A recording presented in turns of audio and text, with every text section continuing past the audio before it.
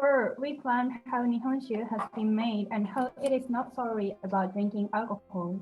Let me phrase it this way. The culture and history of Japan concentrated in a single bottle. How does that sound? Now it's time to figure out how to enjoy it. Before we move on to actual drinking, we must talk about the cups and vessels that we drink them in. The shape of the cup and the materials matters much when we drink Nihonshu, which is delicate in its aroma, temperature, and taste. As you can see, there are 5 different types of cups. That are the most popular, and on your upper left is a picture of the Nihonshu server, Tokuri. Speaking of Japanese sake, most Japanese people would imagine Nihonshu in Tokuri.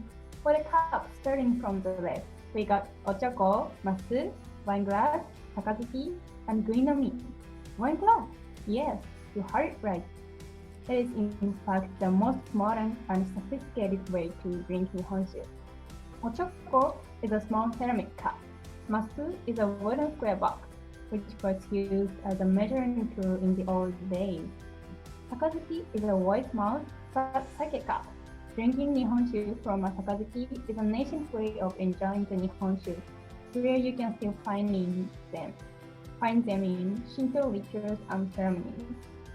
Guinomi are often made of porcelain and earthenware. It is also available today in glass to enjoy chilled sake in the warm summer months. You can see Sakazuki in One Piece, which is one of the most famous anime in Japan. And as I said before, Sakazuki has a cultural background of Shinto, so you can see Sakazuki in wedding ceremonies. With this much variety, where should we start? I recommend you to go with Ochoko, with Tokuri. It is easygoing, fit with a variety of Nihonshu, and familiar in shape. To be honest, of course, you can enjoy Nihonshu with cups you usually use. By the way, how big is a bottle of Nihonshu? As you can see in this picture, a bottle of Nihonshu is equal to 4 bottles of Tokuri, and 20 cups of Ochoko is equivalent to about 6 wine glasses, which you may be the most familiar with. All in all, it's around the size of a wine bottle. To maximize the character of Daiginjo and Ginjo, which have strong fragrance-like taste, I recommend you a cup wide and top. You can feel the most out of Ginjoshu's fine taste. Nihonshu is so sensitive to temperature, and it makes huge difference in the taste and the aroma. I recommend you a tiny ochoko when you are drinking either hot or cold Nihonshu. A bat-shaped cup holds a rich bouquet of rice. An ochoko made of ceramics will make you feel the strong flavor of junmaishu, smooth and neutralized on your mouth. Then, I will talk about Japanese unique sake cups. Yay! Even most Japanese people do not know about it. So, be a Nihonshu master. Bekuhai set is for a Bekuhai game. As you can see in this picture, there are Okame, smell funny face, Sattako, smell funny face, and Tengu, Japanese golfing. It is played at Japanese drinking parties in Kochi Prefecture. Bekuhai are these cups, which you cannot put down without finishing Nihonshu inside. Okame contains the least amount of Nihonshu inside, and you cannot put it down without finishing Nihonshu. Sattako has a hole as its mouth, which you have to keep your finger to stop Nihonshu leaking, meaning that you cannot put it down without finishing Nihonshu inside. Tengu has a long nose, therefore contains the biggest amount of Nihonshu inside and cannot put down without finishing Nihonshu inside as well.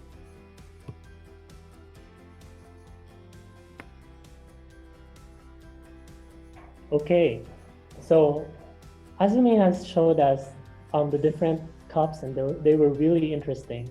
So now that we have learned about the tools, so now you've got the fundamentals of Nihonshu. So for most of us, the interesting thing about Nihonshu is being able to try it, and to try it with a really good experience.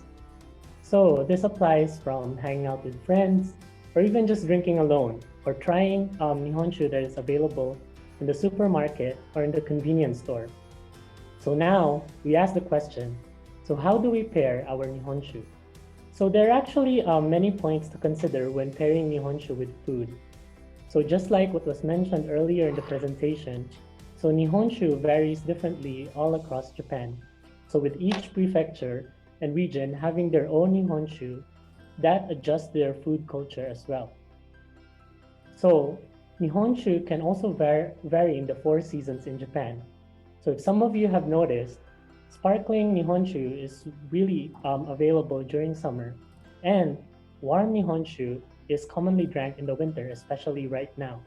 So for this presentation, we will be discussing how to pair Nihonshu in a casual situation. So if you're hanging out with your friends in a Japanese restaurant, or if you just want to stay at home, which is especially popular right now, and drink your Nihonshu that you brought from the supermarket or from the convenience store.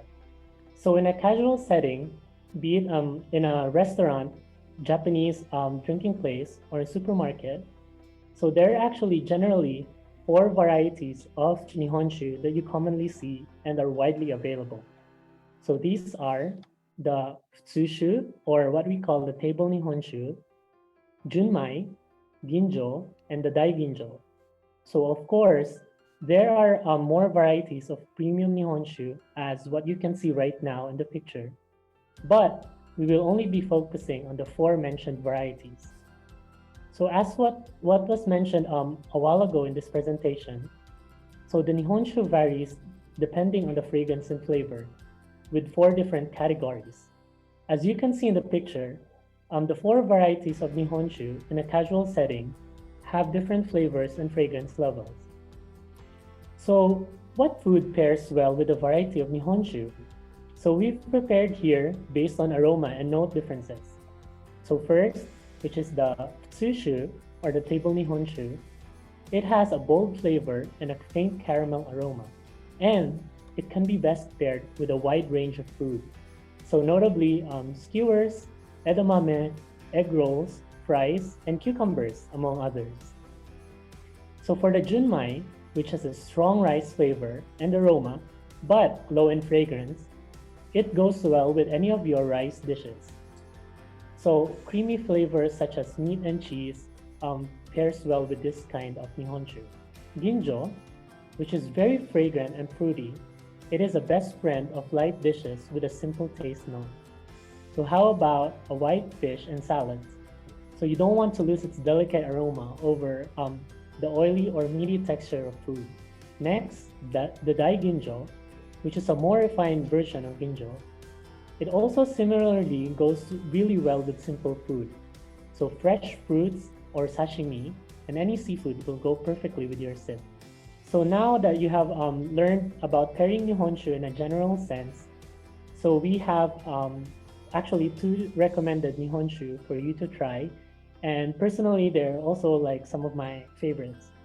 So as what you can see right now in the presentation, there is a QR code which you can scan, and it directs you to the website of that Nihonshu where you can check it out if you're interested. So the first Nihonshu that we recommend is called Kirinzan, and it is from Niigata Prefecture. So personally, I really like their Junmai Ginjo variety. It has a really dry and crisp taste, and the taste of Niigata Prefecture's water creates a unique taste on the boldness of the Nihonshu flavor. So personally, I really like drinking this Nihonshu on cool days, especially right now, while eating my favorite sashimi. So the second Nihonshu that we recommend is from Aomori Prefecture, and it is from Mutsuhasen. So you can check out their QR code while I'm trying to explain this. So personally, I really like their red label special Junmai. So Aomori Prefecture, which is where this Nihonshu belongs, it is famous for its apples, and it's also present in this Nihonshu. So the fragrance and the aftertaste of this Nihonshu reminds you of freshly picked apples. And it mixes well with light dishes and is best enjoyed in a wine glass. So this is very different from the common Nihonshu that we usually encounter. So of course, the world of pairing food has no limit. So our members in TGS have enjoyed our first Nihonshu with everything. So as what you can see in this presentation, we actually have different ways that we paired our Nihonshu. So you can see from Masato's fried tempeh to Ria's ice cream. So we also have Mizuki's proscrito and Runa's chili tofu and fruits and Manami's baby cheese. So seriously, who knows your favorite piece of snack matches with your sip of Nihonshu. So we only gave you a tip. So the floor is yours to find out the best combinations that suit your taste. So even if, as we have shown you a guide on pairing Nihonshu with food, so do note that these are only general guides. So regardless, do take note of these 4 important points. So the first one, it is important to achieve balance in the taste of Nihonshu and the dish paired. So the Nihonshu should not overpower the taste of food and vice versa.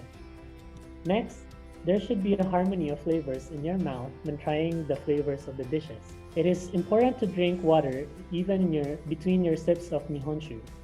It is so that you can flush out the previously drank flavor and you can enjoy the taste more. So lastly, we should all remember to have fun when trying our Nihonshu. So we can get creative and experiment with different varieties of Nihonshu and food and see what prefers personally.